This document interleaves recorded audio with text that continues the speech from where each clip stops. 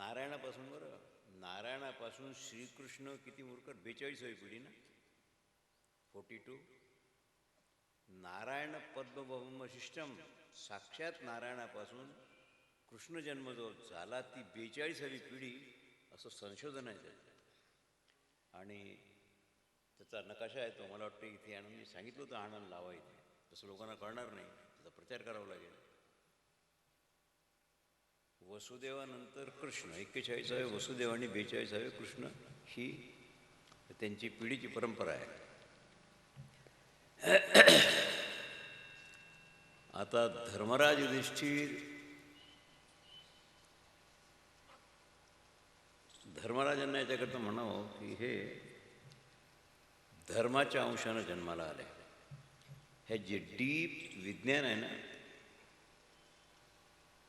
ते मी तुम्हाला नाहीतरी मला एक तासभर सांगायचंच आहे. कारण हल्ली असं आहे, आपण मंदिरात मूर्त्या बसवतो, प्रतिष्ठा करतो की नाही, देवाच्या प्रतिष्ठा करतो, लक्ष्मीनारायणाची, कृष्णाची, महादेवाची, गणपतीची, देवीची. आणि हल्ली संतांच्या मूर्तीची प्रतिष्ठा एक फॅड निघाला आहे. कारण धर्मशास्त्रात पाषाणाची, काष्ठाची, सोन्याची, चांदीची, कोणत्याही कशाचीही संताच्या मूर्तीच्या प्रतिष्ठेचं विधानच नाही आहे. Absolutely nothing. संताची समाधी आणि पादुका, दॅट्स ऑल. आता आम्ही इथे मठात आल्यावर बाबाची मूर्ती आहे की नाही, मूर्ती पूजार्य नाही आहे, समाधी आणि पादुका पूजार्य आहेत. मूर्ती कोणाची बनवा? संतांच्या मूर्तीचं विधानच नाही आहे. कारण मूर्ती बनवल्यावर प्रतिष्ठा आली की नाही. प्रतिष्ठेचं धर्मशास्त्राचे 32 ग्रंथ आहेत, एकाही ग्रंथात विधान नाही आहे. म्हणून जसं आपण आपल्या वडिलाचा फोटो लावतो तसे फोटो मूर्त्या तुम्ही लावा, पण ते पूजार्य नसतात. ते आता दर्शनीय म्हणा वाटल्या, पण याच्या पलीकडे काही नाही आहे. आणि पुरातन जसं 12 ज्योतिर्लिंग आहेत, 4 धाम आहेत, अष्टपुरी आहेत, ह्या हजारो वर्षापूर्वीच्या मूर्त्या प्रतिष्ठित आहेत. तेव्हा ह्या मूर्ती प्रतिष्ठेत काय विशेषता आहे? मूर्तीची प्रतिष्ठा करता येते काय? आणि पाषाणाच्या मूर्तीत देवत्व निर्माण होऊ शकते काय? कारण आपण तर नैवेद्य देवाला अर्पण करतो, शेच करतो, सगळंच करतो की नाही. म्हणजे either it is possible or not, की आपण हे परंपरेनं अंधश्रद्धेसारखं, एखादा माणूस ऑर्थोडॉक्स असतो त्याप्रमाणे वागता काय करता? देवाजवळ आपण दिवा लावतो, देव अंधारात असू नये म्हणून लावतो की इतर काही कारणानं लावतो? आपण मंदिरात गेल्यावर घंटा वाजवतो, ते देव झोपलाय म्हणून त्याला जागा करण्यासाठी मंदिरात घंटे आहेत काय? म्हणजे ह्या सगळ्या गोष्टी. आणि स्तर, त्याच्यात मुख्य शब्द आहे स्तर. समजा माझा पुत्र आहे, त्याचा माझा स्तर जुळलेला आहे की नाही. संभोगातून, स्त्री भोगातून पुत्र निर्माण झाला असेल तो वेगळा, पण पुत्र आणि पित्याचा स्तर मिळालेला आहे की नाही, दॅट इज इम्पॉर्टंट. पती पत्नी आहेत, भांडू दे, स्तर मिळालेला आहे की नाही. जसं मृदंग आणि वीणा आहे तुमचा, याचा स्तर मिळालेला आहे. तुम्ही काळी दोन विणा लावला असेल तर काळी दोनच मृदंग आहे, दुसऱ्या स्वरात लावून पहा, संगीत निर्माण होईल काय? नाही.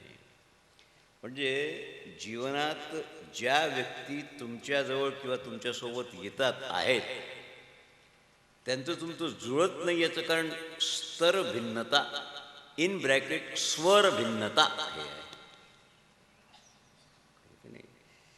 तेव्हा ह्या प्रतिष्ठा कोणत्या प्रकारानं होतात, पुरातन काळात कशा झाल्या, याच्याकरता अर्धा पाऊण तास मला घालवावंच लागेल. कारण ज्या ज्या ठिकाणी मूर्तीच्या प्रतिष्ठा आधी झाल्या त्या ठिकाणी या विषयावर चर्चा करावी लागेल. आता आपण जे चित्र पाहतो, राम, लक्ष्मण, सीता, कृष्णाची, ही काल्पनिक चित्र आहे. ती कृष्ण वेणू वाजवत होता, मोरपीस होतं, ही कल्पनेनं निर्माण केलेली चित्रात, ओरिजिनॅलिटी नाही आहे त्याच्यात. आहे धनुष्यबाण आहे म्हणून, मुकुट आहे म्हणून राम म्हणायचं, पण राम असे होते हे कोण सांगेल? म्हणजे तुम्ही रामायण पाहता किंवा विचार करता त्यावेळेला राम वनवासात गेले त्यावेळेला सेविंग बॉक्स बरोबर नेला होता काय की न्हावी होता तिथे? 14 वर्षी त्यांनी दाढी हजामत काही केली काय? 14 वर्षानंतर परत आलेला राम तसाच दाखवता. How is it possible? माणूसहून जेव्हा देव येतो तेव्हा माणसासारखं आचरण नसतं त्याचं, बरं की नाही? 87-88 वर्षाचं वय देवाचं, 88.5 वर्षाचं भारतीय युद्धात होतं. मग म्हातारपण नसेल की नाही त्याला? असं कसं होईल? याकरता हे आपण काल्पनिकतेनं सगळं निर्माण केलेलं आहे. ते बरं आहे. ते याच्याकरता तुम्हाला आलंबन लागतं काही ना काही. आलंबना वाचून अट्रॅक्शन निर्माण होत नाही म्हणून आलंबनाकरता ही व्यवस्था आहे, दुसरं काही नाही आहे.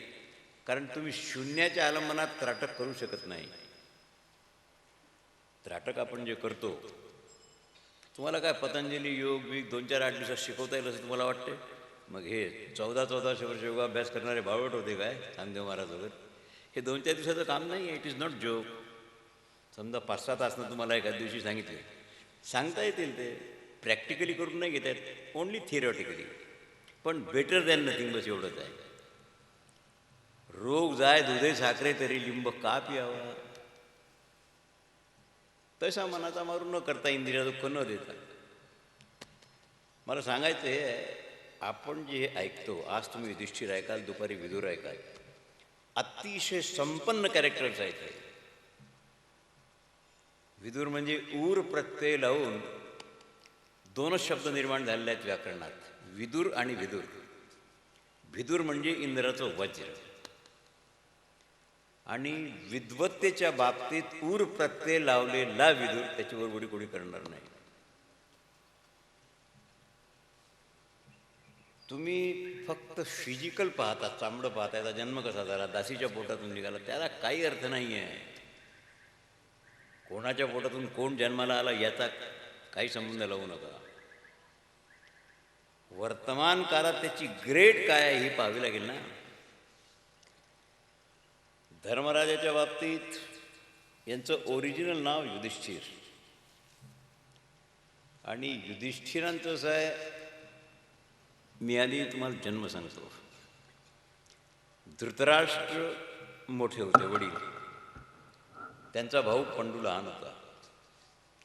पण आपली भारतीय परंपरा शासनाची अशी आहे की अपंगत्व असेल, काही दोष असेल तर त्याला राज्याभिषेक करत नाहीत, धाकट्याला करावं लागतं. धृतराष्ट्र आंधळे असल्यामुळे त्याला राज्याभिषेक झाला नाही, पंडूला राजा केला.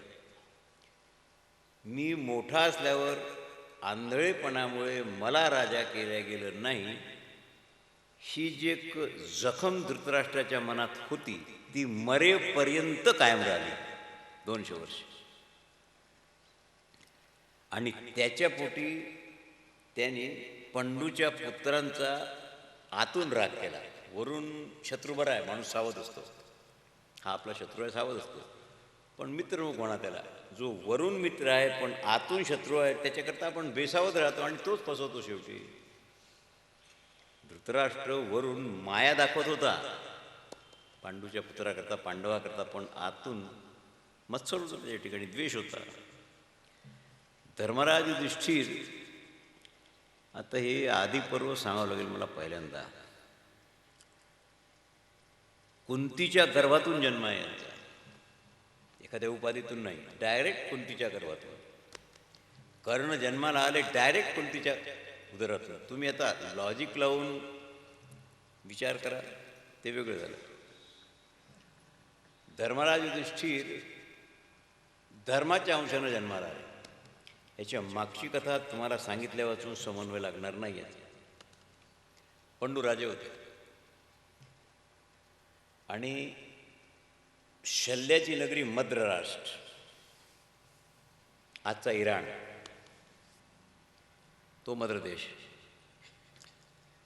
गांधारांचं राज्य. मद्र नरेशाची भगिनी माद्री, ती युद्ध कौशल्यात आणि रथ संचालनात एक्सपर्ट होती, बिलकुल सारथ्य करण्यात. पंडूचं लग्न कुंतीबरोबर झालं होतं, कारण कुंतीनं स्वयंवरात वरण केलं होतं राजा पंडूचं. पण मद्र नरेशांनी बहिणीच्या इच्छेला जाणून माद्रीला रथात घेऊन आले आणि पांडूला अर्पण केलं, मी माझी बहीण तुम्हाला देतो, ही तुमची दुसरी पत्नी. लग्न झालं. आपल्या भारतीय स्त्रियात फार विचित्र स्त्रिया होऊन गेल्या. भरताची माता कैकेयी सारथ्य कर्मात इंद्राच्या सारथ्यालाही तिनं दारू काला येऊ देऊ नये पुढे मातली. इंद्राचे सारथी मातली. ते शेवटी बोलले इंद्राला, महाराज मी जगप्रसिद्ध सारथी आहे, पण आज कैकेयीनं जे देवदानव युद्धात सारथ्य केलं ते माझ्यापेक्षा सरस आहे. काय झालं? जेव्हा दशरथांना निमंत्रण आलं स्वर्गात, दैत्याबरोबर युद्ध आहे, तुम्ही आम्हाला मदत करा म्हणून सारथ्य कर्माकरता त्यांनी धाकटी पत्नी, कौसल्या धर्मपत्नी आहे, सुमित्रा भोगपत्नी आहे आणि कैकेयी भोगपत्नी आहे. कैकेयीला सारथ्य करायला नेलं. भयानक युद्ध. इंद्रही युद्धात होते, वरुणही होते, सगळे होते देवता. पण दशरथाबरोबर जेव्हा युद्ध झालं तेव्हा शत्रू पक्षाच्या योद्ध्यांनी त्यांच्या चाकाच्या खिळीवर बाण टाकला. खीळ असते की नाही, खीळ चाकाची, ती खीळ उडाली, तुटली. चाक खाली पडल्यावर रथातला रथी जमिनीवर आला की संपला. सारथ्य करायला फार चतुर माणूस लागतो, ड्रायव्हिंग करायला साधारण माणूस चालत नाही. कैकेयीच्या लक्षात आलं, कवच आहे अंगाला, सारथ्य करून राहिली पतीच्या रथाचं, खीळ पडली लक्षात आल्याबरोबर करांगोळी घातली त्या छिद्रात. मी तुमच्या शंकेचं समाधान करतो, डोंट वरी. करांगोळी घातली. युद्ध संपेपर्यंत चाक पडलं नाही. युद्ध संपल्यावर दशरथांच्या लक्षात आलं की माझ्या बायकोनं माझा जीव वाचवला, चाक पडलं असतं मेलो असतो. तिला सांगितलं, कैकेयी माझा जीव वाचवला असतो, तुला काय वाटेल ते मागून घे, मी 2 वर तुला देतो. तिने सांगितलं, महाराज सगळं देवकृपेनं आहे, कशाची गरज नाही, पण ज्या वेळेला गरज लागेल त्यावेळेला हे बँकेत माझं खातं आहे असं समजा, मी तुम्हाला वर मागून घेईन. ज्या वराने रामाला वनवास मागितला ते वर मागितले नाहीत. आता कैकेयी ही दुर्वासांची शिष्या होती आणि केकई नरेशाकडे दुर्वासांनी चातुर्मास केला. हे साधू संत 4-4, 5-5 हजार शिष्य पावसाळ्यात चातुर्मास कुठेतरी करत असत. एकदा दुर्योधनाकडे गेला, अनेक राजाकडे गेला, द्वारकेला गेला भगवंताकडे. आणि दुर्वास म्हणजे फुकट मुक्ती देतील एवढी कृपा, पण क्रोध म्हणजे ते आमचे रागावणाऱ्या महाराज लोकांना आम्ही ऐकतोच एकांतात, आपले महाराज दुर्वास आहेत तर म्हणतात लोक, आहेत रागावतात तेव्हा दुर्वास आहेत, पण मुक्तीही फुकट देतात ह्याचा विचार नाही करत ना कोणी. तिनं सेवा केली. तिचं वय फक्त 15 वर्षाचं होतं. कैकेयीचं वय 15 वर्षाचं. आणि कैकेयी नरेशाने सांगितलं, हे क्रोधी आहेत, यांच्या सेवेला तुला 24 अवर्स आहे. माझ्या कानावर कंप्लेंट येऊ नये. प्राणपणाला लावून सेवा धर्म सगळ्यात कठीण आणि मोठा असतो. ते आता जवळजवळ चातुर्मास संपत आला. हे सकाळी 4 वाजता 4:30 वाजता ध्यानाला बसत दुर्वास. हिला असं वाटते की आपले गुरुजी ध्यान करून राहिले की झोप घेऊन राहिले, ध्यानाचं ढोंग आहे. 15 वर्षाचं वय. तिनं दिव्याचं काजळ हाताला चोपडलं, ते त्याच्या तोंडाला लावलं. दुर्वासांच्या समाधीत माणूस जागा असतो, डोळा बंद असतो पण जागा असतो ना. त्याने डोळा उघडल्यावर सांगितलं, पोरी इकडे ये, तू माझं तोंड काळं केलं आहेस, पाणी आण, धुवून टाक. आता मी माझ्या स्वभावाप्रमाणे वागणार. काकडी कडू शेतातली सापडली, तिला साखरेच्या पाकात टाकून गोड करता येत, फेकूनच द्यावी लागते. मी तुला शाप देतो, तू माझं तोंड काळं केलं, मी धुवून टाकलं, तुझं तोंड काळं होईल, 4 युगापर्यंत काळत राहील, 3 युगात काळं राहील. आहे काळाच. आज कैकेयी नाव ठेवतो कोणी, रामाला वनवासाला पाठवल्यानंतर जे तोंड काळं झालं कैकईचं, पण संत आहेत, त्यांनी सांगितलं तू माझा अपराध केला म्हणून मी तुला शाप दिला आहे. आमच्याजवळ संताजवळ शब्द सोडून दुसरं शस्त्र कधीही नसते, म्हणून ग्रेड नसेल त्यांनी संतापासून 4 हात लांब राहावं. राजा जोगी अगिनजल इनकी उलटी रीत. आणि सानिध्य असेल तर मग प्राणपणाला लावावं लागतं, त्याला काही इलाज नाही. वरदान देतो मी तुला, तू ज्या हातानं माझी सेवा केली आहेस ते हात तुझे वज्राचे होतील. हात हातासारखेच नाजूक दिसतील, तसंच राहील, पण दोन्ही हात पंजापासून पुढे वज्राचे होतील, म्हणजे त्याला काही होणेच नाही. जसं इंद्राचं वज्र आहे त्याप्रमाणे तुझे हात होतील. हात वज्राचा असल्यामुळे तिनं करांगोळी घातली. तिला माहीत होतं आपला हात म्हणजे वज्र आहे, करांगोळी घातली तरी जखम होणे नाही, काहीही होणे नाही, नो ब्लडिंग नथिंग. हे दशरथाला सांगावं लागलं. दशरथाने विचारलं मला सांग तुझं बोट तुटलं का नाही, जखम का नाही झाली. तिने सांगितलं हे माझ्या गुरुचं वरदान आहे आणि शापही आहे.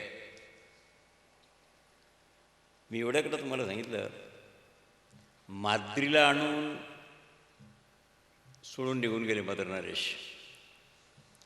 एक दिवस राजे पंडू शिकारीला गेले, कारण राजे लोकांच्या ठिकाणी 16 व्यसनं असतात, 16. 8 व्यसनं कामच आणि 8 व्यसनं क्रोधज. महाभारतातलं सांगायला मी तुम्हाला. त्यात शिकार हे व्यसन आहे, जुगार हे व्यसन आहे. तेव्हा त्यांनी काय केलं, शिकारीला गेले त्यावेळेला एक ऋषी ग्रस्त होते सपत्नीक, एका वेलीच्या आड पत्नीबरोबर संभोगात मग्न होते. यांना माहीत नाही, पण हे फसले याचं कारण असं त्यांनी वेषांतर करून स्वतःला हरिण वेषात परिवर्तित केलं होतं. राजा पंडूला मात्र हरिण आहे, शिकार करायची, धनुष्याला बाण लावला की टाकला. पती पत्नी दोघं नाही. ते काय आहे, त्या माणसाला बाण लागला, प्राण जाण्याचं आहे. प्राण जाण्यापूर्वी त्यांनी विचारलं कोण आहे बाण टाकणारा. आम्ही पती पत्नी युग मैथुनात गर्क असताना कुणी अपराध करू नये आणि माझा तू प्राण घेतला आहेस म्हणून त्यांच्या पत्नीनं शाप दिला. आणि तर राजा पंडू तू धर्मवान आहेस, पण तू आमच्या आनंदात अडथळा आणला म्हणून माझा तुला शाप आहे. तुझ्या पत्नीबरोबर ज्या क्षणाला तू रथ होशील त्याच क्षणाला मरून जाशील. आता बायका 2 घरी आल्यावर कुंती फार विद्वान विदुषी होती. कुंतीला सांगितलं असा असा प्रकार घडला, काय करू. सांगितलं महाराज प्रारब्ध आहे, तुम्ही काही केलेलं नाही आहे. दैवम फलती सर्वत्रम, प्रारब्धच तुमचं तसं होतं. म्हणून आता एकच करायचं, आपण इथे राजमहालात राहायचं नाही, कारण महालात मोठ्या मोठ्या बंगल्यात लोभाचे परमाणू असतात, कामाचे परमाणू असतात, क्रोधाचे परमाणू असतात. म्हणून आमच्या साधू संतांचे मठ मंदिर आहेत ना, हे चांगले आहेत, इथे हा गोळ नसतो. तुकाराम महाराजच्या पर्णकुटीत कामाचा परमाणू असेल काय, लोभाचा असेल काय, गृहस्थच होते. नाथांचे असेल काय. म्हणून जे तुम्हाला जास्त आवडते ना तिथे ही घाण असते. आपण राजमहालात राहायचं नाही. आता कुंती माद्रीला दोघींना घेऊन पंडू वनात गेले, कारण महालात राहतील, अष्टभोग आहेत, एखाद्या वेळेला वासना तीव्र होईल, पत्नीचा भोग घेण्याची इच्छा होईल, मरून जाऊ, म्हणून वनात दोघींना घेऊन गेले. आता प्रकार थोडासा विचित्र असतो. वन म्हणजे वन, आपण सगळ्या व्यवस्थेने जातो म्हणजे ते वन नाही ना. मग इथे त्याची गडबड सरबड कधी कधी अशी होते. वनात पर्णकुटी बांधून राहत होते, पण उदास फार, औदासीन्य फार पंडूच्या ठिकाणी. मला स्त्री भोग नाही मिळत त्याच्याकरता उदास नाही, मला संतती नाही हे औदासीन्य होतं. हे हस्तिनापूरचं राज्य आहे, मला संतांना कोण चालवेल.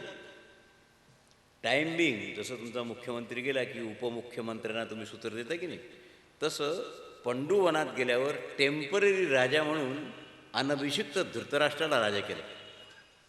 पण अनभिषिक्त होते ते, पण राजा धृतराष्ट्र. मग आता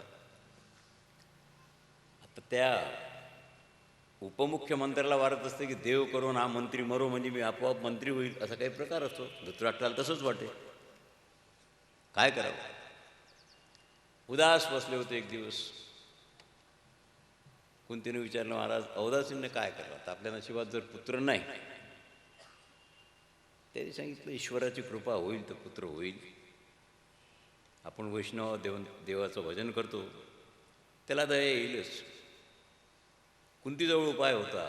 कुंती गॅमलिंग होतं चित्त, विचार करत होती, मुलगा तर मला होईल वर्षभरात, पण ज्या प्रकारानं होईल तो प्रकार नवऱ्याला सांगावं की नाही.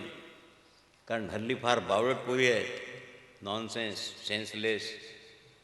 ते म्हणतात की नाही, आम्ही स्पष्ट बघतो, आमचा काही एखादा बॉयफ्रेंड असेल, अमुक असेल, काही कुणाचं लफडं असेल, नवऱ्याला सांगून मोकळू. ते त्याला सांगणं म्हणजे हातानं जाळून घेणं आहे, लक्षात ठेवा.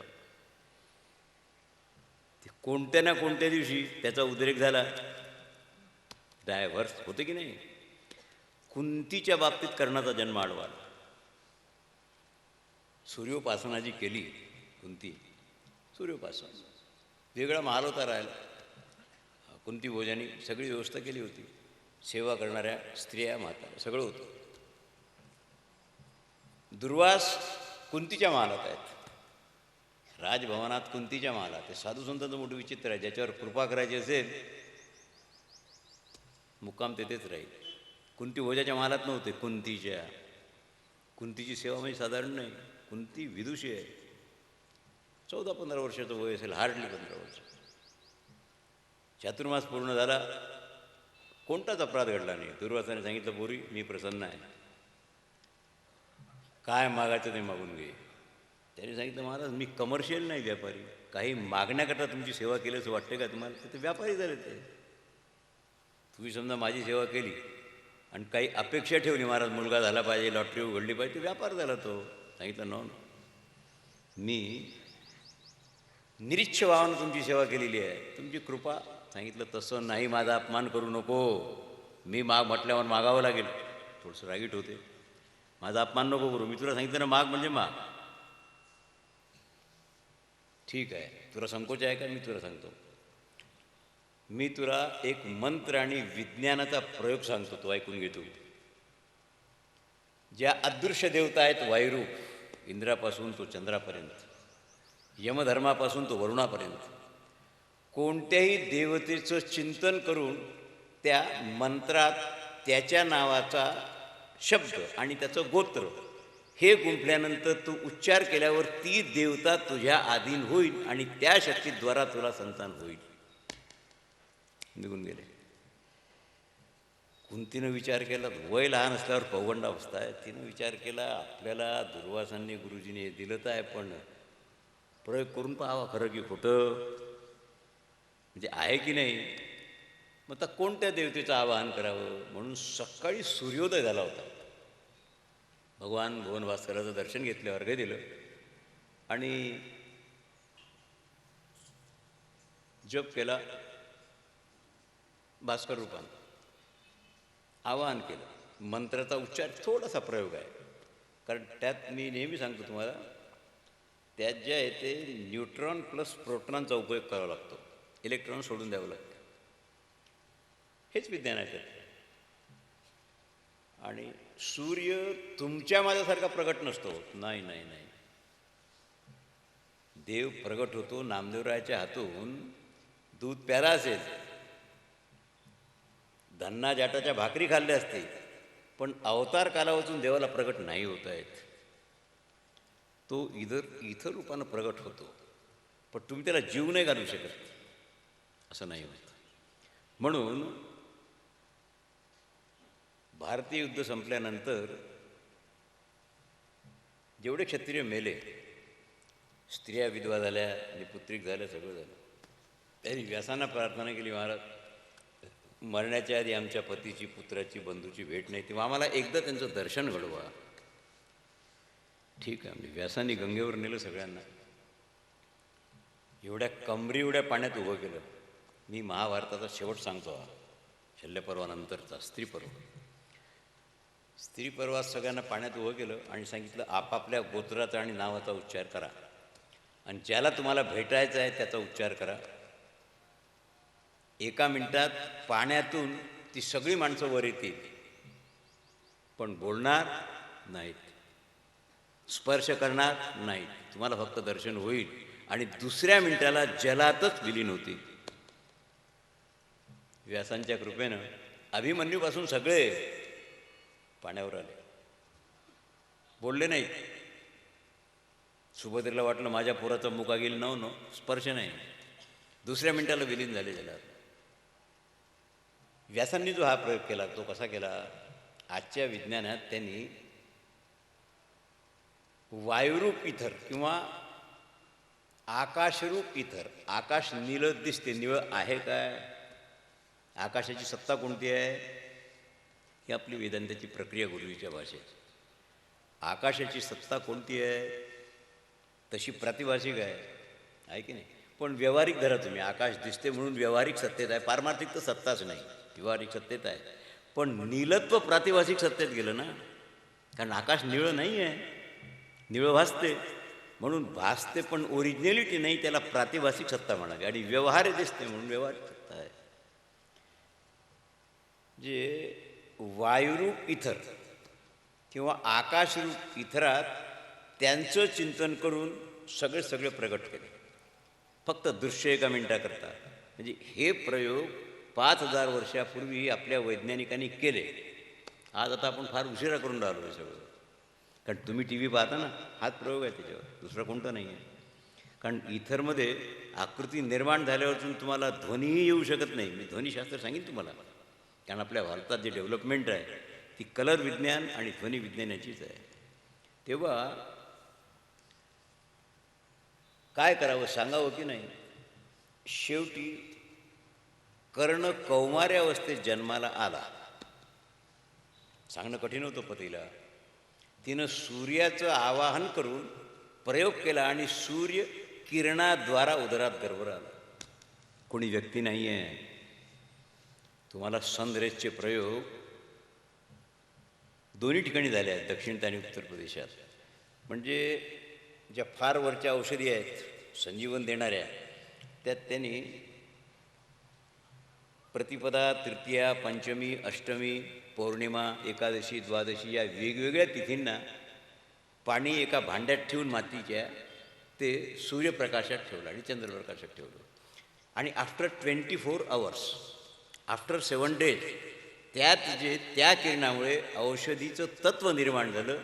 ते त्यांनी घेतल्यानंतर अनेक रोग बसले आणि मेडिसिन सिद्ध झालं. ते सूर्यकिरणामुळे जो गर्भ उदरात राहिला. म्हणजे काय केलं? आणि सूर्याच्या किरणाचा प्रयोग केल्यावर गर्भ निर्माण होईल उपाधी. स्पष्ट बोलायचं म्हणजे कोणालाही अन्ना वाचून वीर्य निर्मिती करता येत नाही, पण ती या प्रयोगानं करता येईल, कारण त्याचा स्वामी सूर्य आहे ना शक्तीचा. तुम्हाला श्वासोश्वास चंद्रामुळे सूर्यामुळे आहे ना, तर आपल्याला श्वासही घेता आला नसता. पोटात गर्भ आहे, म्हातारी सेविका आहे कुंतीची. तिने विचारलं, का गं तुझं पोट एवढं झालं, काय गडबड आहे? तिने सांगितलं, तू होतीच, मी सूर्याला आवाहित केलं आणि आता पोटात गर्भ आहे, आता कसं करायचं? कुंती ओझ्याला सांगितलं तर जीवच द्यावं लागेल, पंचायत झाली सगळी. ठीक आहे, म्हातारी होती ती. तिनं एक लाकडाची पेटी बनवली, संदूक म्हणजे पेटी, त्यात गवताचा बिछाना सगळं घातलं. आणि कर्णाचा जन्म कसा आहे? कारण उपाधीत कोणती आहे? हे अमृतरूप आहेत, सूर्य अमृतरूप आहेत, म्हणून त्याची जी कुंडलं होती ती अमृत स्त्रवणारी होती. आणि शरीराला आपलं जसं चामडं आहे ना, हे चामडं कवचरूप होतं ओरिजिनल. कवचाच्या खाली चामडं नव्हतं, एकदम मांसच होतं. त्या कवचासहित जन्म आहे त्या लेकरात. आणि ती पेटी बंद करून कुंतीनं 2-4 मुके घेतले, लेकरू आहे, नदीत दिली टाकून. 4 नद्या पार करून ती पेटी यमुनेत गेली आहे. 4 नद्या पार कराव्या लागल्या, डिटेल वर्णन आहे महाभारतात. आणि तिथे निपुत्रिक राधा नावाची कोळी होती. एक म्हातारा माणूस होता, त्यांना ती सापडली. ते उघडल्यानंतर त्यांनी सांगितलं, देवाने आम्हाला मुलगा दिला, आम्ही निपुत्रिक होतो म्हणून त्याला वाढवलं. म्हणून त्याला सूतपुत्र म्हणायचं. सूत जाती होती त्यांची. सूत जाती ही ब्राह्मण आणि क्षत्रिय यांच्या मिश्रणापासून झालेली सूत जाती आहे. त्यांचं काम आहे रथ संचालन करणे, स्तुती करणे, सूत जाती. तर हा कर्णाचा जन्म झाला. पण ही विद्या माझ्याजवळ हे सांगणं जड होतं. पण जेव्हा अतिशय उदास पाहिलं पंडूला, त्यावेळेला तिने सांगितलं, महाराज तुमची जर परवानगी असेल, तुमच्यासमोर तुम्ही म्हणाल त्या देवतेचं आवाहन करून मी तुम्हाला पुत्र प्रदान करीन. ते रागावले. त्यांनी सांगितलं, का गं माझ्यावर विश्वास नाही तुझा? हे मला अधिकाने सांगितलं तू. आत्ता आपण इतकी वर्ष झाले वनात आहो, आत्ता तू मला सांगायचं आहे काय काय झालं तुला आधी सांगायला? एकही दिवस घालवू नको. आपल्याला धार्मिक पुत्र हवा आहे, म्हणून धर्माच्या अंशापासून संतान पैदा कर. तिने तो प्रयोग केला. त्याला मृत्तिकेत पिंड करावा लागतो. तर हे सर्वसामान्य प्रयोग आहेत आणि सक्सेसफुल झालेले आहेत. 5000 वर्षापूर्वी, 2000 वर्षापूर्वी, चंद्रगुप्ताच्या काळात आणि आत्ताही. हे सगळं केल्यानंतर यमधर्माचं आवाहन केलं. बरोबर 1 वर्षाला मुलगा झाला. जेव्हा युधिष्ठिर जन्माला आले, त्यांचा जन्म झाला, त्यावेळेला आकाशवाणी झाली. आकाशवाणीने सांगितलं, हा राजा असला तरी धर्मात्म्यात अग्रगण्य, पराक्रमी आणि सत्यवादी होईल. ही आकाशवाणी झाली ज्या दिवशी युधिष्ठिराचा जन्म झाला त्या दिवशी. राजा पंडूचा प्रथम पुत्र आहे म्हणून युधिष्ठिर. युद्धात स्थिर होते ते, विक्षेप नव्हता त्यांना. आणि राजर्षी शुकाजवळूनही त्यांनी काही विद्या प्राप्त केली वगैरे वगैरे. दाक्षिणात्य पाठात थोडासा फरक आहे. तर हे पुढचे जन्म मी तुम्हाला नंतर सांगतो, कारण मला अर्जुनही सांगायचं आहे तुम्हाला. पण तूर्त एवढं सांगतो, माणसाला लोभ कसा असतो. इतका चांगला मुलगा, मग त्यांनी वर्षभरानंतर कुंतीला पुन्हा सांगितलं की एका पुत्राचा बाप निपुत्रिकच समजतो, कारण एक पुत्र केव्हाही मरून जाईल. म्हणून धर्मशास्त्राप्रमाणे एक पुत्र असला तो पुत्रवान आहे असं म्हणता येत नाही, म्हणून एक पुन्हा पैदा कर. तिने सांगितलं, महाराज तुमच्या चित्तात लोभ निर्माण झाला आहे, चांगलं लक्षण नाही. कारण विदुषी पत्नी असेल तर पतीला तिला भिवून वागणं बरं असते, लक्षात ठेवा. त्याला काही इलाज नसतो. वायुदेवतेचं आवाहन केलं, कारण बलवान वायूपेक्षा कोणी श्रेष्ठ नाही बलात. आणि दुसऱ्यांदा भीमाचा जन्म झाला. मी हे नंतर सांगेल डिटेल, तूर्त तुम्हाला 1 मिनिटात हे जन्म सांगतो. मग आता यांनी सांगितलं हा बलवान झाला आहे, पण इंद्राप्रमाणे धनुर्धारी पुत्र आपल्याला नाही आहे, म्हणून 3रा पुत्र निर्माण कर. तिनं सांगितलं आता नाही म्हणणं कठीण आहे, आणि 3पेक्षा जास्त वरही घेता येत नाही क्षत्रिय स्त्रीला, आणि पुत्री पैदा करता येत नाही या क्रियेने. म्हणून इंद्राचं आवाहन केलं. अर्जुनाचा जन्म झाला. माद्री होती, माद्री धाकटी पत्नी. तिनं एकांतात पंडूला सांगितलं, रडत होती. तिने सांगितलं, महाराज माझ्या सौतीला 3 पोरं झाली, मिनी पुत्री. ती हा मंत्र मला का नाही शिकवत? मला एखादा मुलगा होईल. मग तिला तुम्ही सांगा, माझं सांगून जमणार नाही. तुम्ही तिला सांगा, मला जरा मंत्र शिकवला तर मला एखादा मुलगा होईल.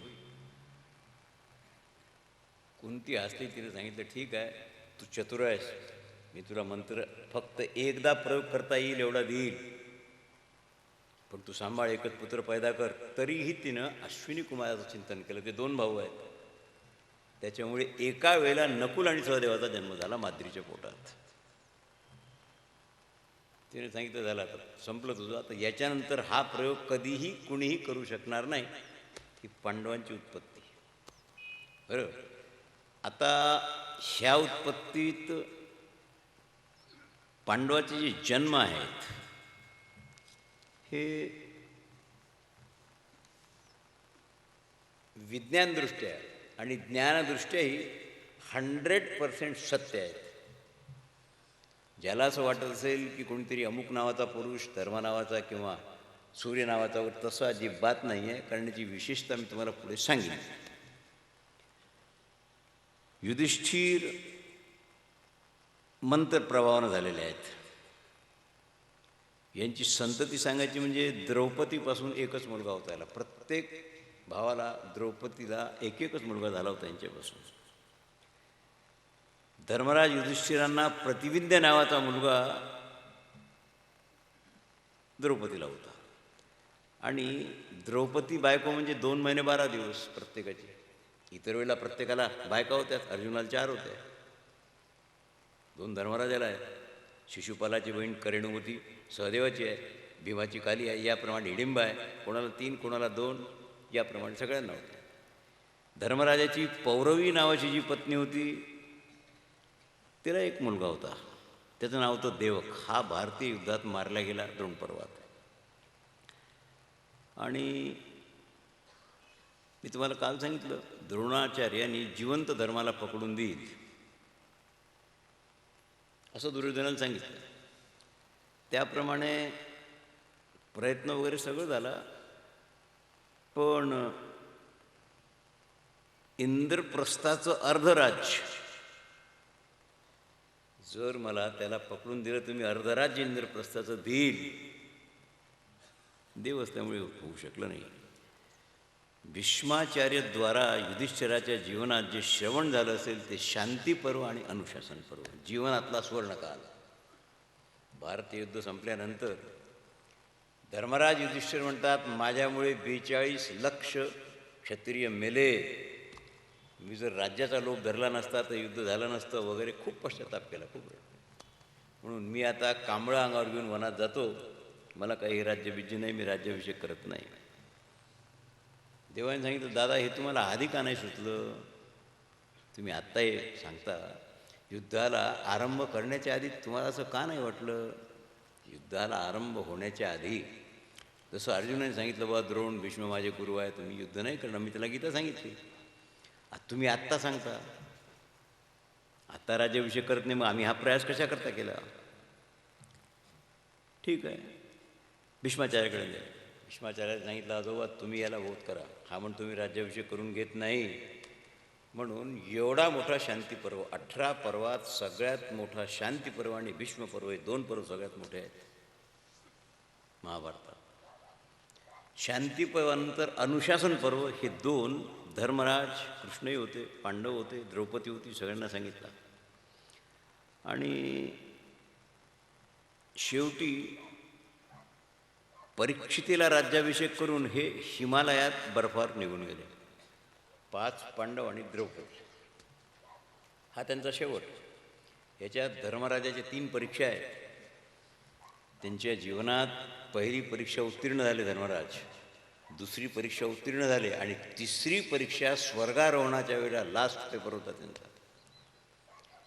मी तुम्हाला 3 परीक्षा सांगतो. यांच्याजवळ एक विशेष बनवलेलं धनुष्य होतं. अर्जुन पांडवाचे सेनापती होते. धर्मराजांनी 35 वर्ष 6 महिने राज्य केलं, 35.5 वर्ष नक्की. आणि बुद्धीचा तर प्रश्नच नाही, महेंद्र धनुष्य बनवलं. यांच्या शंखाचं नाव अनंत विजय, जे गीतेत आलेलं आहे. अनंत विजय नावाचा शंख युधिष्ठिरांचा होता. रथाचे अश्व जे होते ना, घोडे, ते हस्तिदंती रंगाचे होते. आणि रथावर नक्षत्रसहित चंद्रयुक्त सुवर्णाचा ध्वज होता, ज्याच्यावर नक्षत्र आणि चंद्र कोरलेला आहे. सुवर्णाचा ध्वज जो कुठे अडकत नव्हता. एक स्वतंत्र शकही यांच्या नावाचा आहे, धर्मशक. पुढे कर्णपर्वाच्या वेळेला, अर्जुन सांगायच्या वेळेला मी तुम्हाला सांगेन, यांचा आणि अर्जुनाचा वाद झाला. तो भगवंतांनी मिटवला वगैरे. पण यांचं जे जीवन आहे रोजचं, ते ताल म्हणजे टाळ, म्हणजे ताल निर्माण करणारं वाद्य, संघर्ष वाद्य, टाळ म्हणतो आपण त्याला. यांना झोपेतून जागवण्याकरता 100 टाळी वाजून जागं करणारे सेवक होते, ताल वाजून जागं करणारे. आणि मागधजन स्तोत्र गायला होते. आणि मधुपर्कानं यांना स्नान घालावं लागेल. त्याच्याकरता 108 स्नातक, म्हणजे जे त्यांचं ग्रॅज्युएशन झालं आहे पण पोस्टिंग झालं नाही त्याला स्नातक म्हणतात. 108 स्नातक 100 सुवर्णाच्या घागरीत पाणी घेऊन उभे राहत आणि थंड पाण्यानं यांना आंघोळ घालत. धर्मरायाचा जीवनक्रम तुम्हाला सांगतो मी. आणि नंतर चंदन, संध्या, अनुलेपन, हरिचंदन आणि मग अग्निथवन, आणि मग महालाच्या तिसऱ्या कक्षेतून, तिसरा कक्ष म्हणजे अंतःपूर, बेडरूम तुमच्या भाषेत, हे बाहेर येत असत. दुसऱ्या कक्षात दानशाला होती. ब्राह्मणांना 5 ओंजळी भरून सुवर्ण दान देत असत. दान कक्षानंतर मग ब्राह्मणांचं दर्शन, गोदर्शन, वेदज्ञ ब्राह्मणाचा आशीर्वाद घेणे, आणि मग रथात किंवा सभेत जाण्याकरता निघणे. त्यावेळेला यांच्यासमोर ज्या वस्तू राहत असत शुभ, त्याचं वर्णन भारतकारांनी केलं आहे. सुवर्ण, वस्त्र, गाय, अश्व, काय शुभ असेल, मांगलिक, कन्या आणि सद्वा स्त्री, ह्यांचं मंगल दर्शन घेतल्यानंतर घट वगैरे, मग दधी, मधु, घृत, जल, कुंभ, ह्या सर्वांच्या भेटीनंतर मग हे सभागृहात जात असत. ही दिनचर्या शेवटपर्यंत धर्मराज युधिष्ठिरांची होती. त्या युधिष्ठिरांना 12 वर्ष वनवासात घालावं लागलं. तिथे हे काहीही नव्हतं. विराट पर्वात अज्ञातवासात तर काहीही नाही. चक्रवर्ती राजा दुसऱ्याची करमणूक करतो चौसर खेळून. आजगर पर्व आता सांगतो तुम्हाला मी. पहिली परीक्षा आणि दुसरी परीक्षा दोन्ही सांगतो.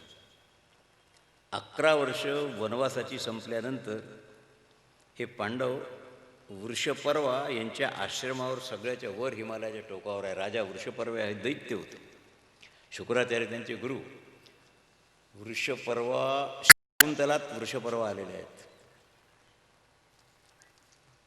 कारण 2 बायका होत्या ययातीला, ती वृषपर्व्याची कन्या आणि शुक्राचार्याची कन्या, ह्या दोघी शिष्यांच्या यांच्या बायका होत्या. ते शाकुंतल थोडंसं सांगितलं, त्या दिवशी सांगितलं तुम्हाला तो प्रकार. वृषपर्व्याच्या आश्रमावर पांडव एक रात्र राहिले. आणि कुनिंद राजा आहे, ज्या कुनिंद राजाला जिंकून तिथून रत्न आणली होती राजसूय पर्वाच्या वेळेला, ते पुढे जाण्याचा मार्ग कुंठित होतो, त्या कुनिंद राजाच्या यामुन पर्वतावर मग 1 वर्ष राहिले. तिथे आल्यावर मग त्यांचा इंद्रसेन सारथी, परिचायक, स्वयंपाकी, रथ, हे सगळं त्यांना येऊन मिळालं 11 वर्षानंतर पांडवांना. आता तिथे विशाखयूप नावाचं एक वन आहे. भीम जात होते शिकारीला. कशाला कशाला, शिकार तर करावी लागेल ना. काय ते वरण भात पोळी भाजीसाठी तर काही स्कोपच नव्हता. फळ किंवा एक ठरलेलं आहे, हरिण म्हणजे नर, एका विशिष्ट हरणाची शिकार करून त्यांना दुसरा काही पर्यायच नव्हता. भीम गेले, आणि भीम गेल्यानंतर 1 तास झाला, भीम परत आलेच नाहीत. भीम कुठे हरवला म्हणून धर्मराज स्वतः पाहायला निघाले. तो एका दाट झाडीत एवढा अजगर होता, त्याला विळखा घातलेला भीमाला, 1.5 गेडा असा. ज्ञानेश्वरी पहा, नहुष स्वर्गाधिपती झाला परी रहाटी भांबावेला. राजा नहुष ज्या वेळेला इंद्राला जलात लपून बसावं लागलं, त्यावेळेला इंद्रपदावर कुणाला बसवावं म्हणून 100 अश्वमेध केलेला राजा नव्हता भारतात. पण नहुष 99 यज्ञ केलेला होता, म्हणून नहुषाला राज्याभिषेक केला इंद्रपदावर. 1 यज्ञ कमी पडला, 1 मार्क कमी पडला तर मेडल जाते की नाही. त्या 1 यज्ञ कमी पडल्यामुळे याच्या चित्तात काम शिल्लक होता नहुषाच्या.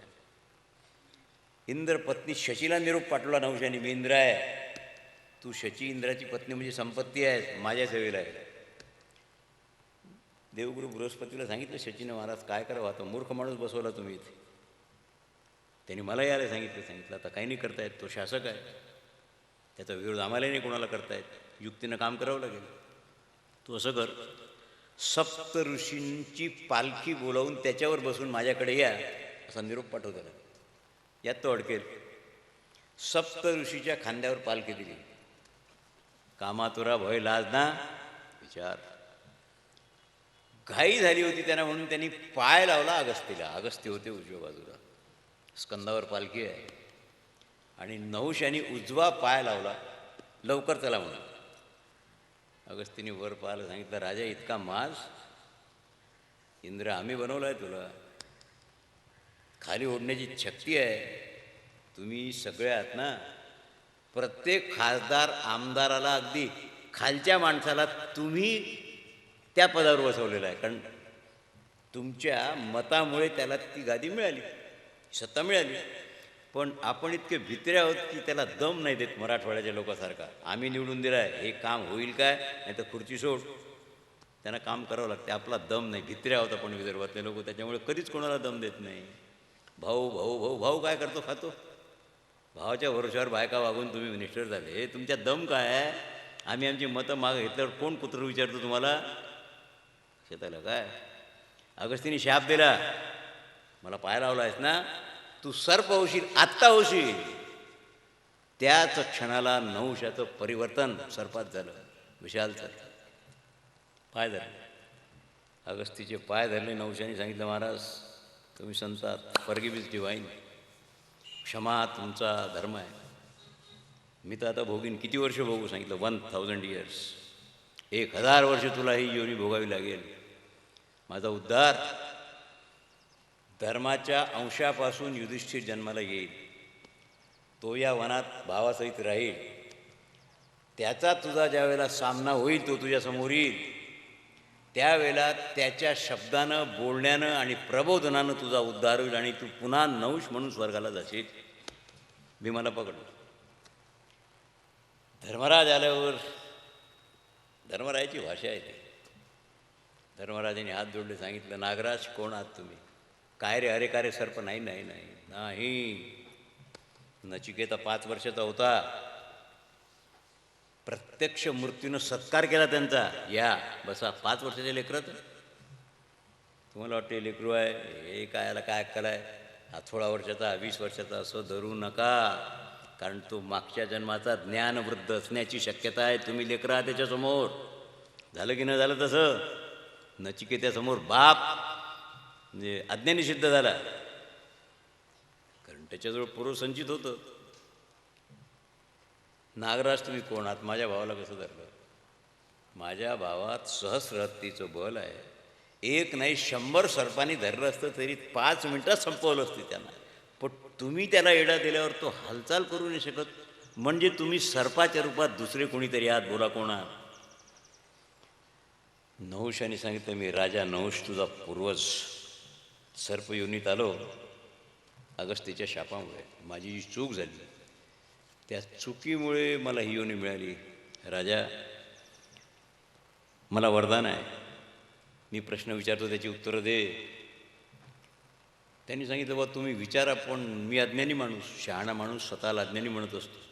मी प्रयत्न करतो तुमची उत्तरं देण्याचे, पण तुम्ही इंद्राधिपती आहात, तुमच्या प्रश्नाची उत्तरं मला शक्य नाही. मी प्रयत्न करतो, तुम्ही प्रश्न विचारा. नहुषांची प्रश्न उत्तरं खूप आहेत. मी तुम्हाला 2-4 सांगतो फक्त, ड्यू टू शॉर्ट टाईम, कारण ते एका प्रवचनाचं मटेरियल आहे. नहुष सर्परूपात विचारतो, ब्राह्मण कोण आहे? ऐकत जा जरा, कान देऊ ना. ब्राह्मण कोणाला म्हणावं? जाणून घेण्याकरता योग्य काय आहे? युधिष्ठिरांनी सांगितलं, महाराज सत्य, ज्ञान, क्षमा, शील, दया आणि अहिंसा ज्या व्यक्तीत आहेत तो ब्राह्मण आहे. मग तो जर ब्राह्मण आहे, हे गुण चांडालात असल्यावर त्याला ब्राह्मण म्हणावं काय? सांगितलं हो, हे गुण जर चांडालात असतील, अहिंसा असेल, भक्ती असेल, तो ब्राह्मण आहे. ज्यात सुखदुःख नाही तिथं परब्रह्म आहे, त्याचा तर प्रश्नच नाही. जाणण्याला योग्य काय? सांगितलं, परब्रह्म सोडून जाणण्याला योग्य जगात काहीही नाही, कारण जगत शून्य आहे. मग करे 4 वर्णात शूद्रात जरी गुण असले तर सांगितलं हरकतच नाही काही, कारण त्याला ब्राह्मण मानावं काय? नक्की मानावं. शूद्राचे जर सत्य असेल, ज्ञान असेल, अक्रोध असेल, आचार असेल, त्याला ब्राह्मण म्हणायला काय हरकत आहे? चोखवारांना ब्राह्मण मानाल की नाही? मग महार असून ब्राह्मण आहेत. सजन कसाई ब्राह्मण आहे, मांस विकत होते तरी ब्राह्मण. आता ब्राह्मण तुम्ही दारूच्या गट्ट्यावर जाता, दारू पिता, मांस खाता, तुम्ही कशाचे ब्राह्मण आहे? ब्राह्मण कोण आहे? आणि युधिष्ठिरांनी सांगितलं, महाराज मानवात जात आहे, पण ती संकरयुक्त आहे. सोनार कसा झाला, शिंपी कसा झाला, लोहार कसा झाला? वर्ण आहेत की जाती आहेत? ह्या संकरामुळे झाल्या. ब्राह्मण, क्षत्रिय, वैश्य आणि शूद्र, आणि पाचवा अंत्यज, उरुड बुरुड वगैरे ज्या 7 जाती आहेत अंत्यज आहेत त्या. मग या 4 वर्णात तर नाही आहे त्या, ह्या जाती नाही आहेत. म्हणजे कसे झाले? म्हणून वैश्य आणि क्षत्रियांचा संकर, ब्राह्मण आणि क्षत्रियांचा संकर, ब्राह्मण आणि शूद्र यांचा संकर, या संकरापासून या जाती निर्माण झाल्या. म्हणून तुम्ही सोनारा पाहाल, सोनाराला जाणवं आहे, शिंप्याला जाणवं आहे, लोहाराला जाणवं आहे, कारण त्या द्वितीयातीतून संकर होऊन जाती निर्माण झाले. धर्मराज काय सांगतात? महाराज जात आहे कुठे मला तुम्ही सांगा. याकरता अशी कोणती जात आहे की ज्यात संकर झालेला नाही आहे? सर्वच प्रकारची माणसं सर्वच प्रकारच्या स्त्रियात संतान उत्पन्न करून आज जगत आहेत. म्हणून जो तत्वदर्शी आहे, पंचदशीचं पहिलं प्रकरण पहा, जो तत्वदर्शी आहे